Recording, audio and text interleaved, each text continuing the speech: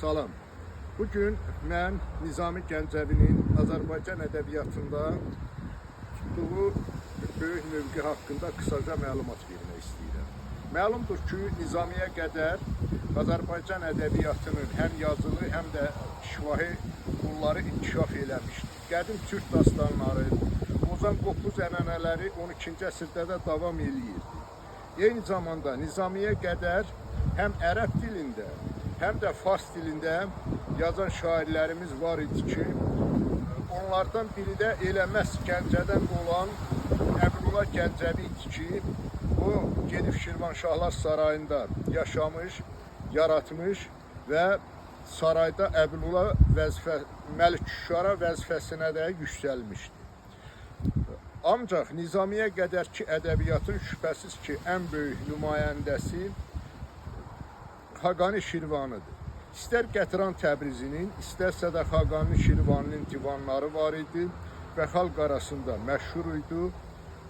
Hələ 11-ci əsrdə Azərbaycan xalqına şöhrət gətirən Xətib Təbrizi kimi ədəbiyyatşünas alimlər də var idi. Amma Nizaminin ədəbiyyatımıza gətirdiyi yeniliklər bir neçə bənddən ibarətdir ki, onlardan ilk növbədə biri haqqında danışmaq istəyirəm. O birinci hesab elədiyim şəxs müsbət qadın obrazının yaradılmasıdır. Bu nə deməkdir? Nizamiyə qədər də ədəbiyyatda qadın obrazları var idi. Tək Azərbaycan yox, ümumən şərq ədəbiyyatında var idi. Ancaq bu qələm sahibləri qadını daha çox mənfi obrazda təsvir edirdilər. Qadının cəmiyyətdə heç bir rolunun olmadığını göstərirdilər. Bu sarıdan Əbülqasım Firdovsinin xüsusi nümunə kimi qeyd eləyə bilərik. Nizami şərq ədəbiyyatında ilk dəfə olaraq müsbət qadın obrazları yaratdı və özü də tam müsbət keyfiyyətləri ilə.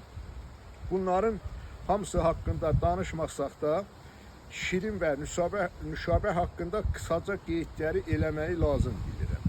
Məlumdur ki, Şirin Xosrovu sevir və onunla eşq macərəsi yaşayır. Ancaq Şirinə birisi öğüt verir. Deyir ki, sən əgər bu eşqə düşmüsənsə, qətiyyən onun hökmdarlığına aldanma və əgər